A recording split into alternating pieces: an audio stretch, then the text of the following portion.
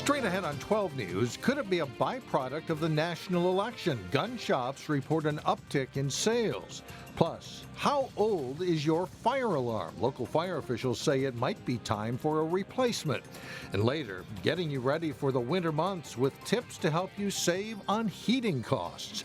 12 News starts right now.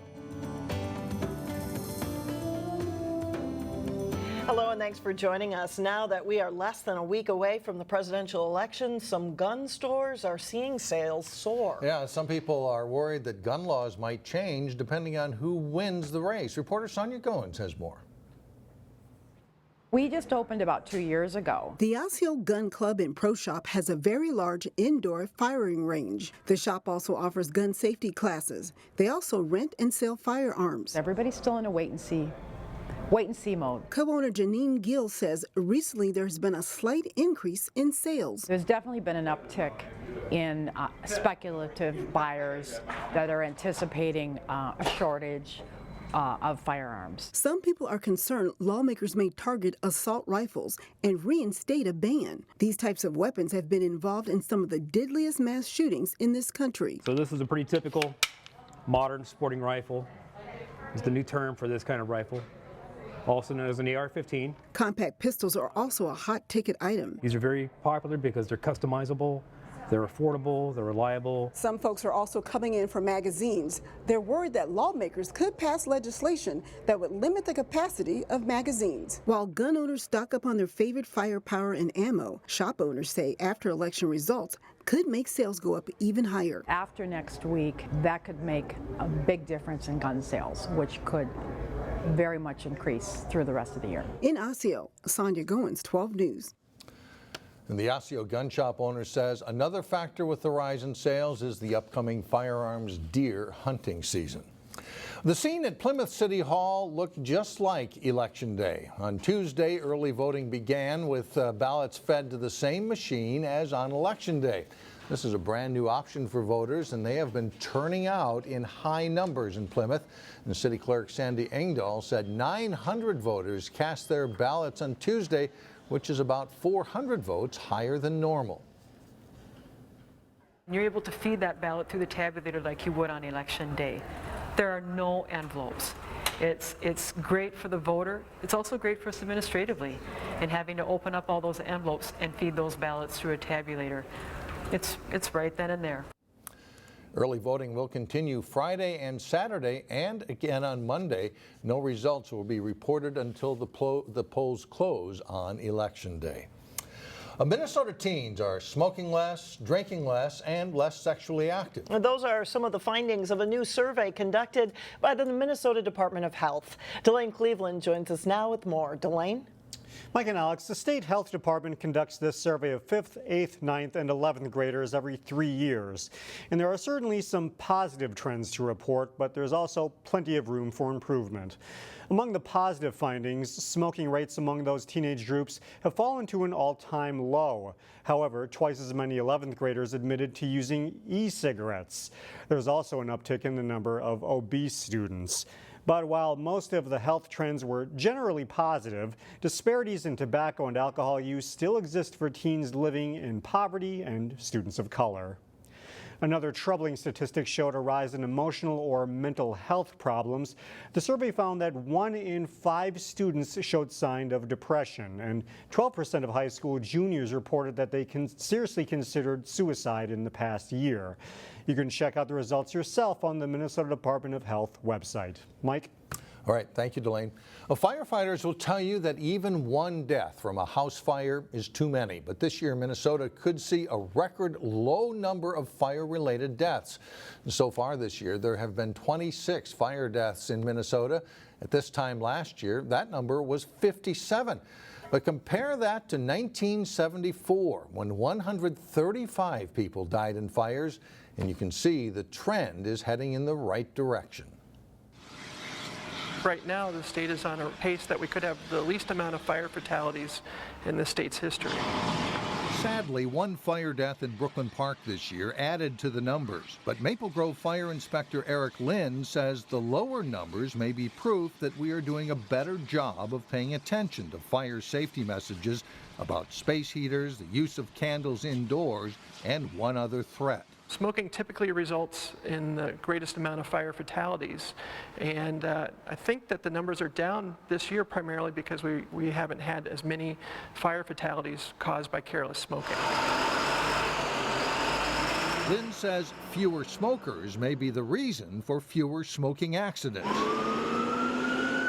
But even with the numbers pointing down, this is not the time of year to let down your guard, with homeowners firing up furnaces and fireplaces soon.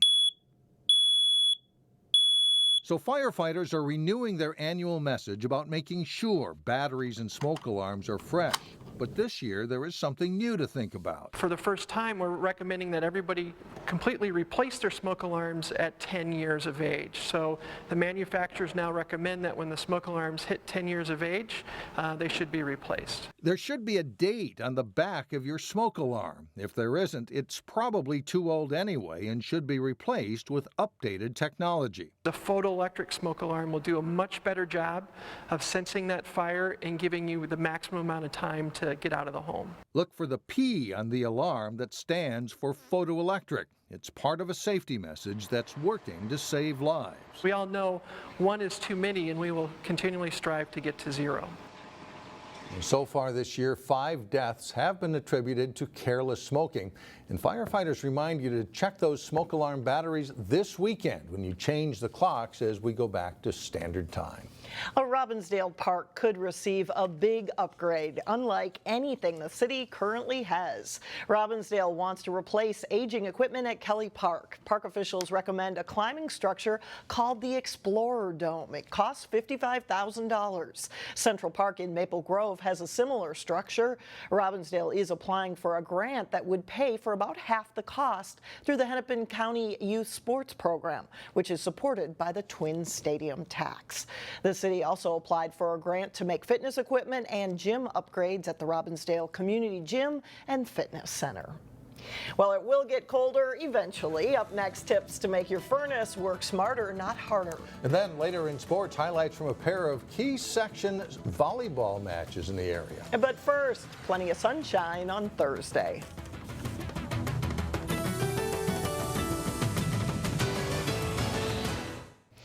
With less than a week before Election Day, candidates in the hotly contested 3rd District race for Congress, Eric Paulson and Terry Bonoff, are bringing in help from outside Minnesota. Terry, better than most, if not all, understands business, understands what it takes to keep an economy growing. Democratic challenger Terry Bonoff got help from the local business community and Washington State Congressman Denny Heck. After a barrage of negative ads in the campaign, Bonoff said she was encouraged by the support. It brought me into this race so that I could tell the public about where I stand and who I believe ought to represent our country, but it also gave me the opportunity to share about my vision and the difference between myself and my opponent. Coming up Thursday on 12 News, we will hear from incumbent Republican Congressman Eric Paulson on his campaign event with House Speaker Paul Ryan. Despite an autumn with above average temperatures, some forecasters say there's a cold winter ahead. Which means there's no time like the present to get ready for it. Reporter Shannon Slatton met with a heating expert and has a few tips on what to do that could save you some money this winter. This fall has been one for the record books, full of beautiful colors and warm days. But as you very well know, that's about to change. Before the winds of winter start to blow, it's a good money-saving move to get your home ready for it. With those smart thermostats, you can set an alert. Bruce Strandberg from BWS Plumbing, Heating, and Air Conditioning says get a smart, programmable thermostat. First of all, on your thermostat, you'll have a switch on the bottom here that says fan, auto, and on. And what you want to do is you want to turn your switch to fan on. This makes the fan run 24 hours a day, 7 days a week. This will even out the temperatures in the house, utilize some of that warm air that's hanging at the ceiling to help heat your house. Make sure the air can flow through your house. Well, if you have a room in your house or an area of your house that doesn't seem to be heating properly, make sure that the registers are not blocked by any furniture or a bed or something like that, so the air can get out of that register and heat the room. And keep in mind, you want your furnace to work smarter, not harder. One of the biggest things are the furnace filters, okay? If you have a 1-inch filter like this, it should be changed once a month. If you have a wider 4-inch filter that's pleated, they can be changed every 3 to 6 months. That's probably the most important thing. If your furnace is more than 15 years old, you are heating on borrowed time. Be ready to make an energy-efficient upgrade. And finally, walk around your home and seal up any cracks where cold air could be getting in. When there's gaps around the pipes, you'll want to caulk those up because that's area for cold air to come into the house. Or if you have leaky windows, you'll want to cover those windows and seal those windows. For Money Savers, Shannon Slatton, 12 News. Stuff is coming. Another tip is to consider adding a humidifier to your home. The less humidity, a dehumidifier that is, less humidity your home has, the colder it will feel and the more heat that you will use. Still ahead, some pumpkin food for thought. But first, we catch up with the Wayzata boys soccer team as they get ready to compete for a state championship. John Jacobson is in next. A big day coming up for Wayzata soccer. They could come home with some hardware, maybe? They are certainly hoping so. It's going to be a great match, I think, in the Class AA boys final. The high school soccer season wraps up Thursday with championship games. As Jay Wilcox reports, the Wayzata boys are ready to shoot for a title. It's down to one last game. It's not been very common in recent years, but the top 2 seeds will meet for the AA boys title as Wayzata takes on Stillwater. It is pretty exciting. I don't know the last time 2 undefeated teams have played in the state championship, and obviously that's pretty cool. It's a dream come true. 1 game left, state championship, captain, senior. I don't know, it's everything I could have asked for to end the season. The Trojans got a chance to get the nerves out in the massive U.S. Bank Stadium in the semifinals Monday as they scored a pair of second-half goals to beat Edina 2-0. We just kind of absorbed the atmosphere, and the turf is a little different. It's a little more bouncy, it feels like. So we just kind of got used to that and accepting like how big it is. We gave up a few shots, but nothing really dangerous. There was a couple that Colin had to make saves on. But other than that, everything was in front of us, and I thought we defended really well. The Trojans are undefeated with 3 ties, while Stillwater is a perfect 21-0. The Wayzata guys know this is a talented opponent, but they're still confident. Yeah, they're definitely loaded. They've got talent all throughout the field. They've got a Mr. Soccer finalist that they move all over the field. They've got a foreign exchange student from Spain who is really talented. They've got a lot of talent, definitely equal to us. They got a good back line. They got good players everywhere. They all play for Sporting St. Croix, the club team, so they'll be a good matchup, but I don't think they're prepared for us. I don't think they played anyone good like us, so I think we got them. Wayzata's won 2 state titles and been runner-up 5 times. They're hoping to put 2016 into the championship category. Jay Wilcox, 12 Sports. The Trojans and Stillwater play at 3 o'clock Thursday afternoon at U.S. Bank Stadium. You can see the game in its entirety Saturday morning at 7 and Sunday night at 10 here on Channel 12. Armstrong's volleyball team has put together a very good season, winning 24 matches. But the Falcons met a Hopkins team in the Section 6-3A semifinals, which had won 17 straight. This one at neutral site Cooper, the #1 seed, versus the #4 seed. Set 1, Tara Lee will set the ball outside to Jasmine Martin, who delivers the kill for a 12-8 Royals lead. Armstrong keeps it close. Olivia Hecht gets the block. The Falcons pull as close as 2 points in the middle of the set. But Hopkins closes strong. Jay Nelson sets to Greta Werner for the attack and kill. Hopkins wins the first set over Armstrong 25-15. Set 2 is closer. Maddie Zanenko scrambles to get the ball to Lauren Clark for the kill. The Falcons lead at 12-10. The Royals, though, again will finish strong. Lee to Anna Erickson for the set-winning point. Hopkins wins 25-20, and they go up 2-0. Third set, Armstrong again has the lead in the middle. It's Audrey Schumacher with a kill here, and the Falcons are up 18-15. Hopkins will come back one more time. They'll take the third set 26-24 and win their 18th straight match. Royals are now 28-1 on the season with a 3-game sweep of Armstrong. I think think just fighting through adversity was a thing for us. We didn't start out our strongest, so just fighting back and playing each point by point was the key for us. Hopkins plays second-seeded Bloomington Jefferson for the Section 6 3A title Saturday at noon at Cooper. Volleyball playoffs really heat up this week with section champions to be crowned by the end of this week. And in Section 4A, defending champion Heritage Christian Academy hosted Mounds Park Academy. Heritage freshman Jordan Allen there with a block to give the Eagles a 15-5 lead. Maddie Torvey back to Bella Lean.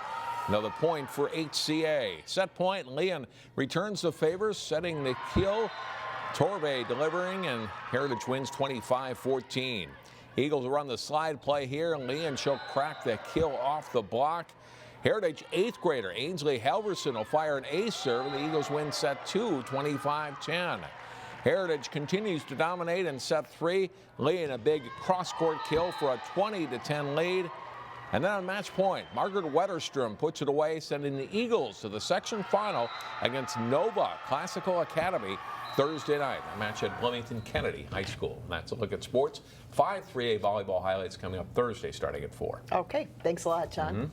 In Local Vote 2016, we are looking at a Hennepin County Commission race in the Northwest Metro. District 7 includes Maple Grove in the northwest half of Plymouth. Jeff Johnson first won election to the county board in that district in 2008. He was also the Republican nominee for governor in 2014. Hi, I'm Jeff Johnson, and I'm running for re-election to the Hennepin County Board. As your county commissioner, I'm committed first to being a voice for the often forgotten property taxpayer in Hennepin County. We in government often forget that every dollar we spend comes from the constituents we serve. We have to be more careful and responsible with that money, demanding positive, measurable results and making certain that we're spending it on the most important things. Specifically, I believe the county should place top priority on public safety, transportation, especially county roads, and providing help to the most vulnerable in our county, like the disabled, elderly residents, and the mentally ill. It's been an honor to serve as your commissioner these past few years, and I'd appreciate your support on November 8th. Thanks.